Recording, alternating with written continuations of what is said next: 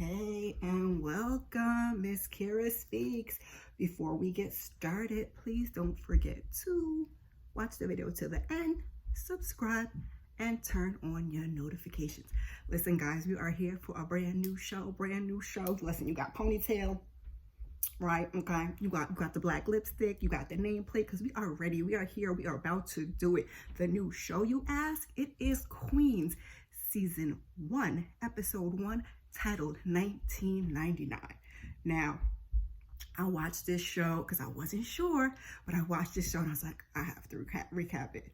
I just have to.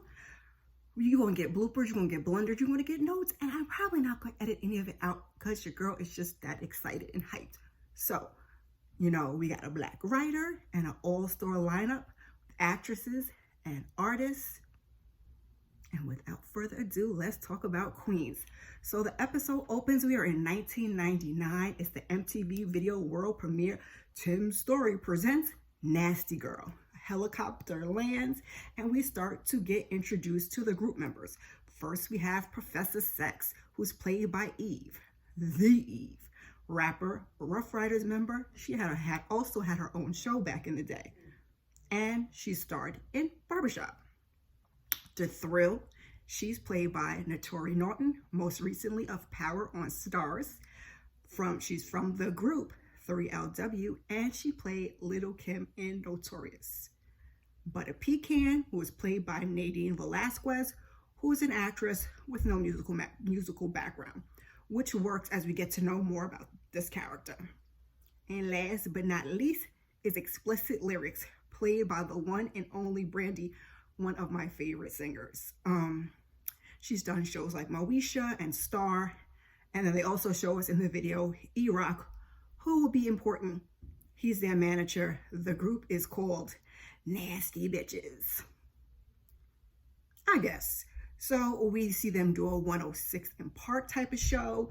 They're doing MTV Cribs. They have a VMA carpet they show us. Butter Pecan has a perfume line. And then all of a sudden, we see the paparazzi catch Xplicit Lyrics outside after apparently walking off the stage. They ask her, "Are Nasty Bitches done?" She says yes and hops in the car.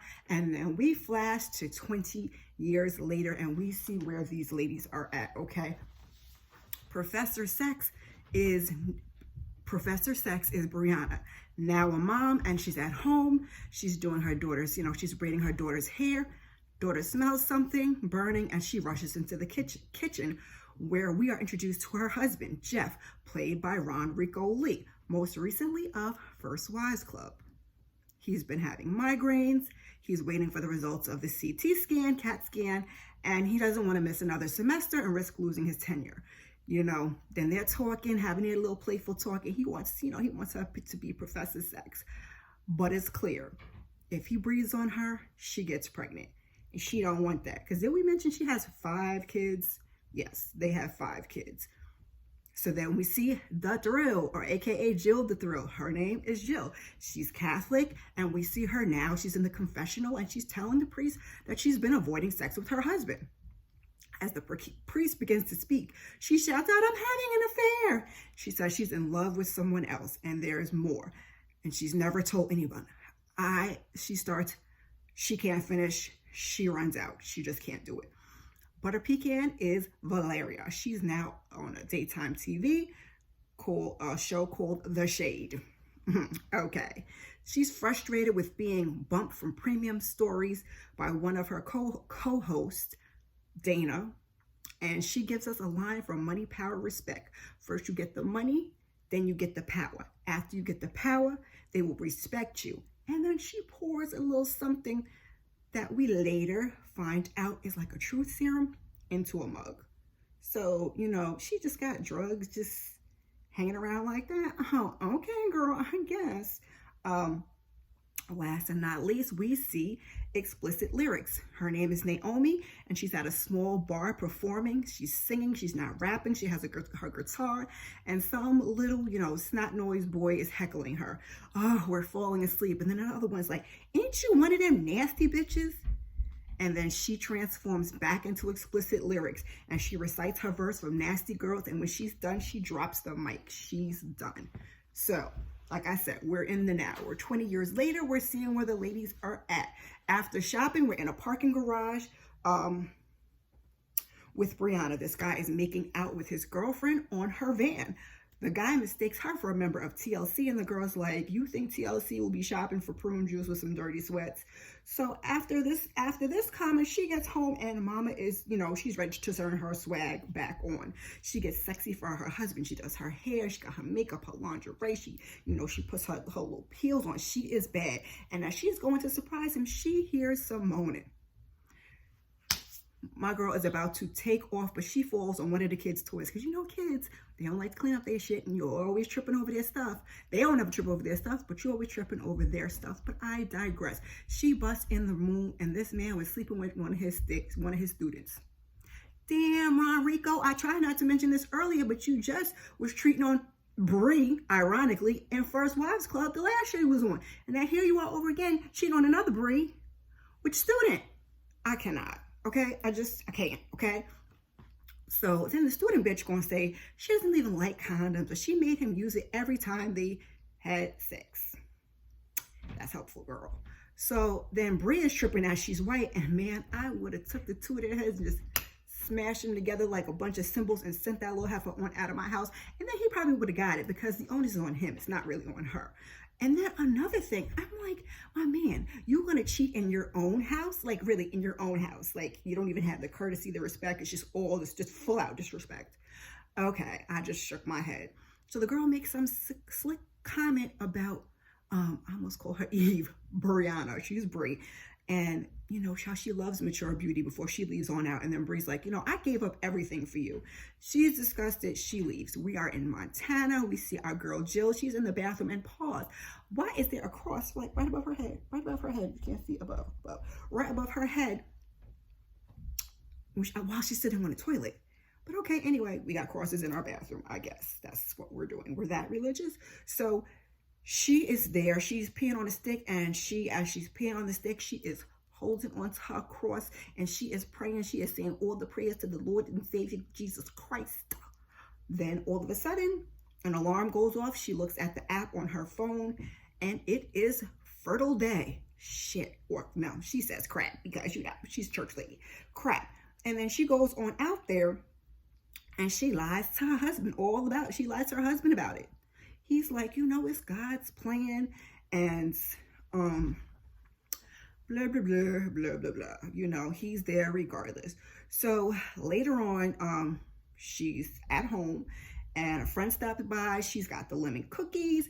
They're talking, and the friend's like, I'm there for you. And the friend's like, she's kind of close, Anyway, so they get up, and they hug. And it's a long hug. And it's a lingering hug. And then they look into each other's eyes, and they kiss. Oh, so this is who she's having an affair with, but couldn't finish the confession with the priest. She tells her that she could not tell Darren. She tried, but she just couldn't do it. She's married, she's Catholic, and she's the daughter of a deacon who prayed over kids that she thought might be gay. She tells her girl, her girl Tina tells her that, listen, I respect your struggle, but, I got to live out in the open with the person I love. Jill says they'll work it out. She says she's already worked it out. You need to figure it out. She's gone. We're over at Naomi. She is in Georgia, stopping by her mom's house. And who tells her, she's like, it's been a year. Like, why did you have to show up today? It's her daughter JoJo's birthday. Mom says you can't keep doing this to her. So JoJo, who is clearly a teenager, is not happy to see her. She's like, I haven't seen you in over a year. And she's like, oh, can I come in? She's like, no, she's not letting her in. She's like, I'm your mother. No, you are someone who pops up every once in a while with a lame gift and an excuse as to why you're never around. Naomi tries to say something, but JoJo reads her the riot act. I mean, the whole entire riot act. You're sad, you're reckless. You don't even know who my father is, and you're too busy chasing fame that you lost 20 years ago. I mean, she went entirely and totally in on her mama and proceeded to close the door in her face. Standing there, face cracked, on the floor, on the porch. Not JoJo's fault. That's your fault, Naomi. So Valeria, she's watching her co-worker Dana. She's standing off behind the camera, and Dana is interviewing a black man, and they're discussing racism, and that's who she gave that mug with that truth serum to.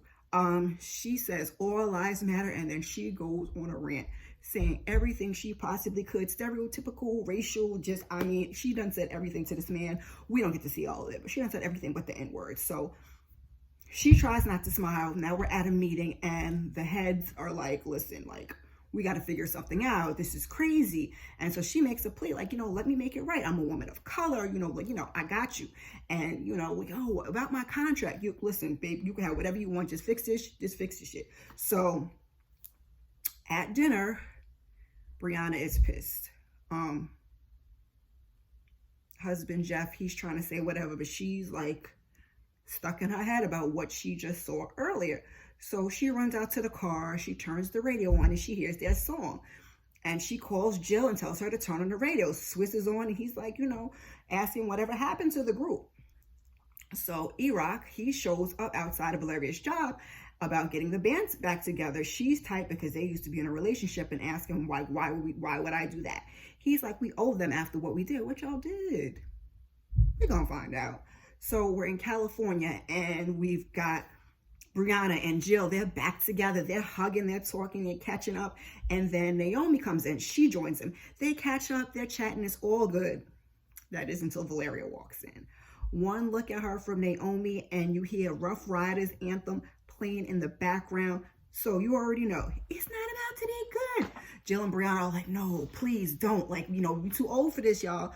But Valeria's like, what's up? And then they get to scrapping. Naomi jumps on her, pulling hair. We're on the floor. E-Roc or Eric comes in, and, he helps the girls break them up. And she's like, Naomi's like, don't touch me. Valeria's like, oh, you mad? You still jealous?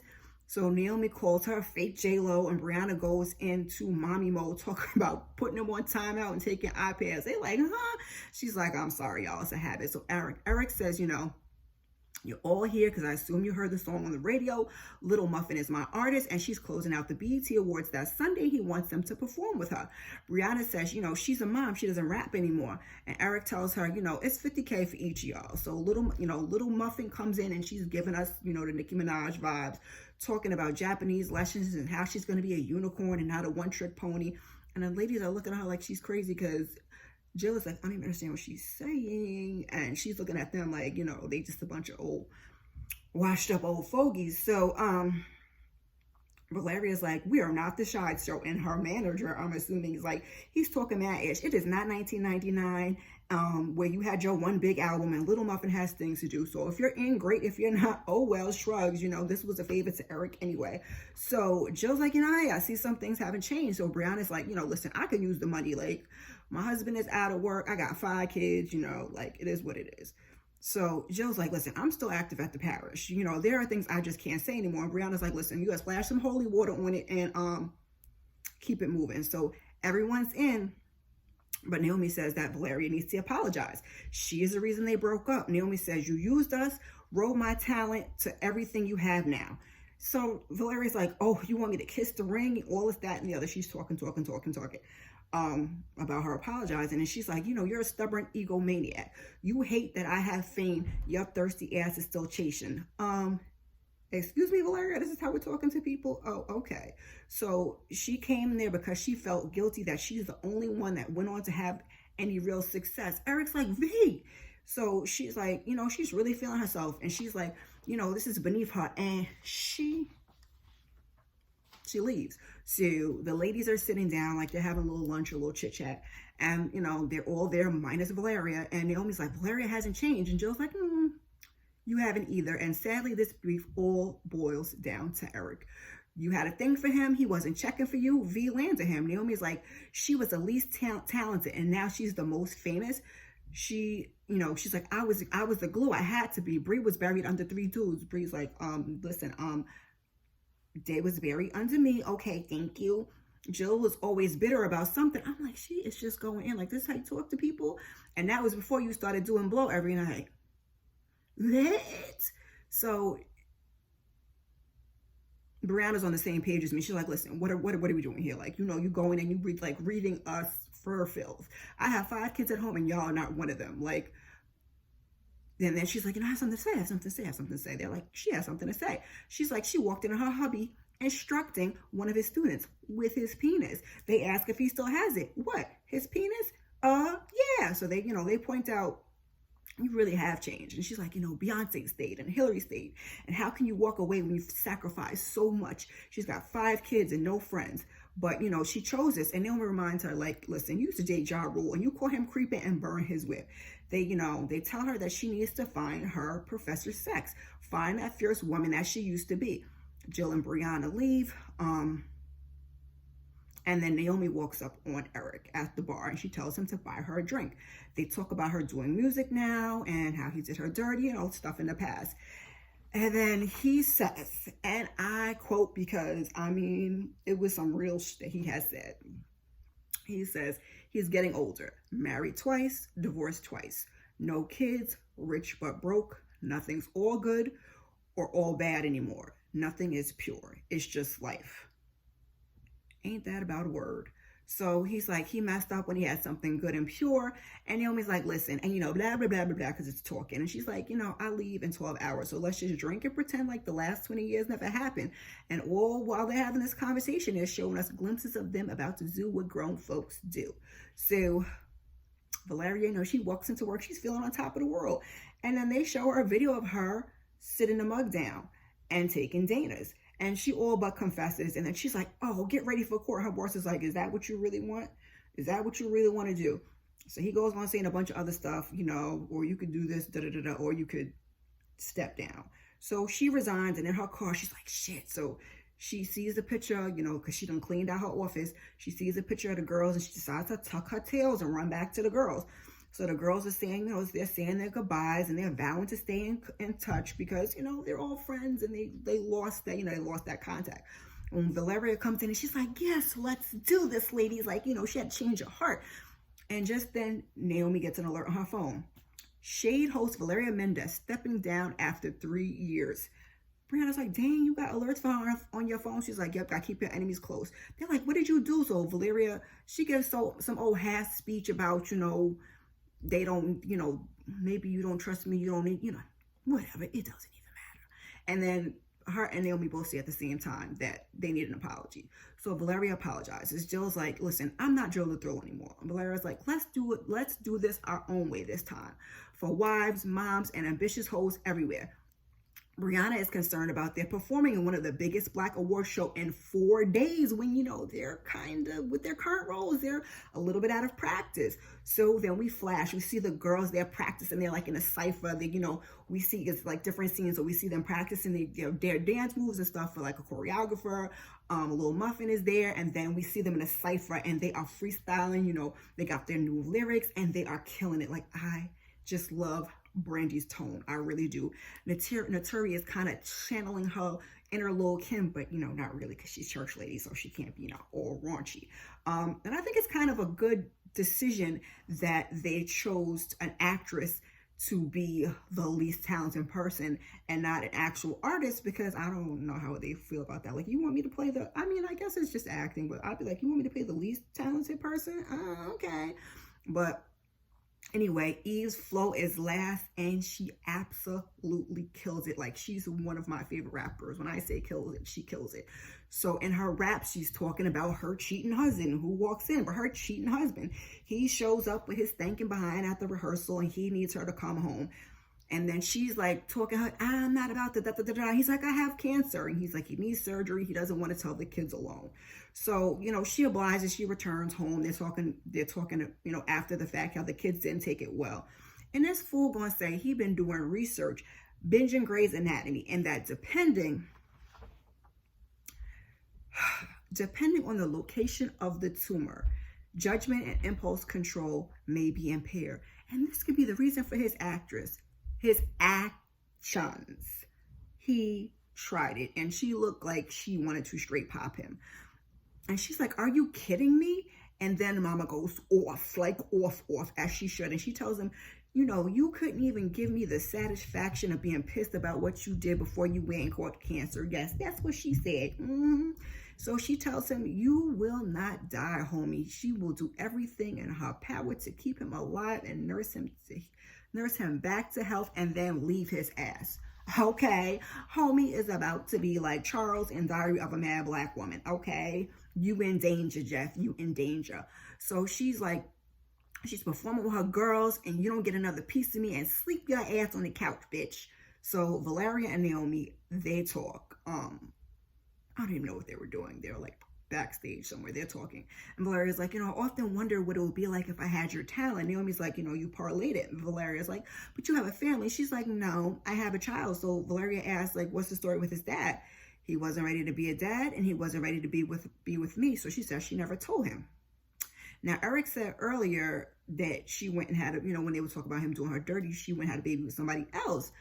But maybe you the daddy, Eric. Okay, so Valeria reveals that her mother abandoned her at 2, I think. She says she left at a shelter, and she was mistreated in foster families, and she tells Naomi to keep trying with JoJo. Then she talks about regretting letting Eric slip away, and then he walks in. She asks him to dinner. They're kind of flirting.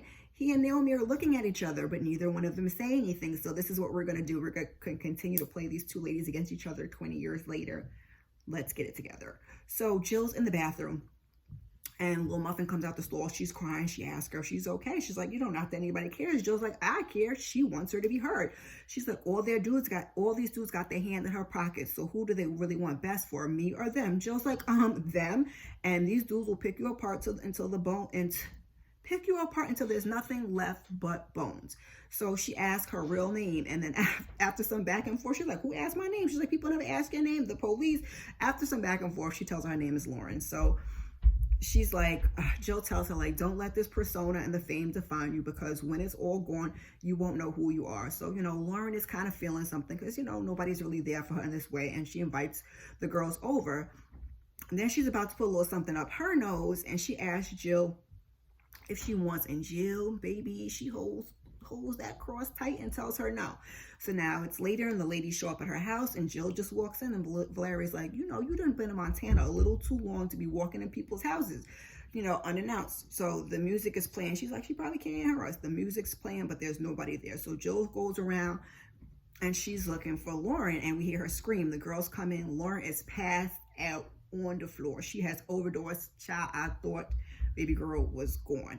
So she's still with us. She's still alive. She's in the hospital, and the manager who comes in, and he's tripping because, you have one of the most recognizable rappers in the whole world admitted to a county hospital, and Jill points out that she overdosed and she could have died. But Sarah is worried about killing her career. Jill wants her to properly be discharged and asks, did y'all know she had a drug problem? So Eric's like, she's young people partying. She's like, partying does not end you up in the hospital. Trust me, she knows she needs help. She needs rehab. But the manager's concerned with the BET Awards because their promotion for the album, and he's worried about breach of contract. So Naomi's like, Jill, it's business. And Jill's pissed off. She's like, she is not a business. And she asks Lauren, she's like, you have to speak up for yourself. But Charles, who's her manager, she can't do it. She tells Charles, like, child, what did she say? Wait, give me a minute.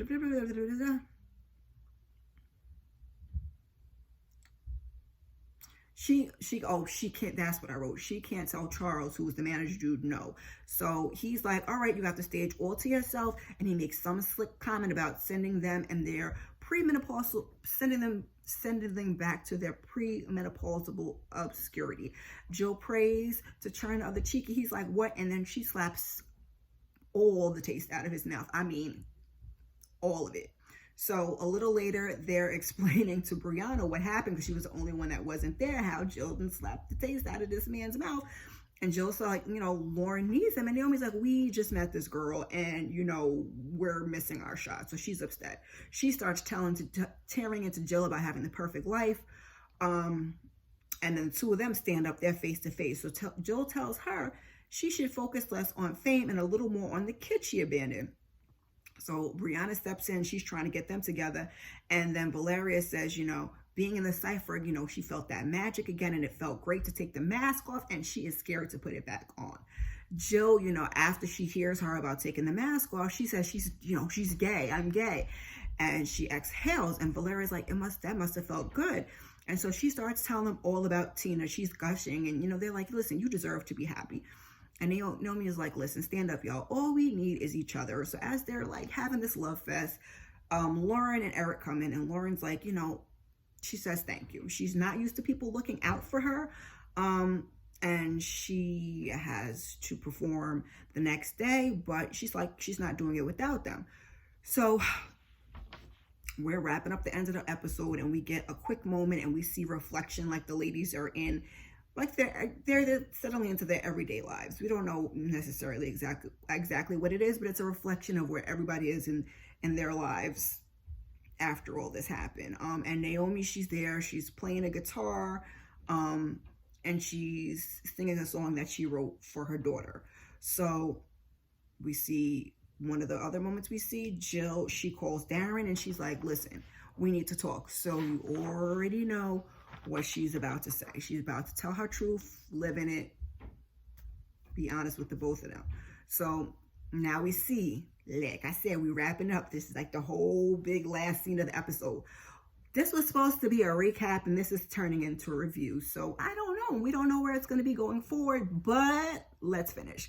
Little Muffin's on stage. She's at the BET Awards. She's closing, and she says she's always dreamed, you know, closing has always been a dream of hers. She didn't know the nasty bitches, but she does now, and she's grateful that she does. She, you know, she owes them everything. She's like, they've earned a spotlight all to themselves, and she wants to give them that because she... Ew, I hope y'all didn't hear that, excuse me. She would not be there without them. So Charles is backstage, and he is about to lose it. He was like, what's going on? And Eric's like, you know, basically like, you can't stop it. So they come out and perform Nasty Girls with their new lyrics, and they're killing it. Jill comes out on TV. Tina is at home watching. She's almost in tears. She's smiling. She feels great. The ladies are on cloud 9. After they wrap the performance up, and they're on stage, and they're hugging, and they tell Jill they're proud of her. Oh my God.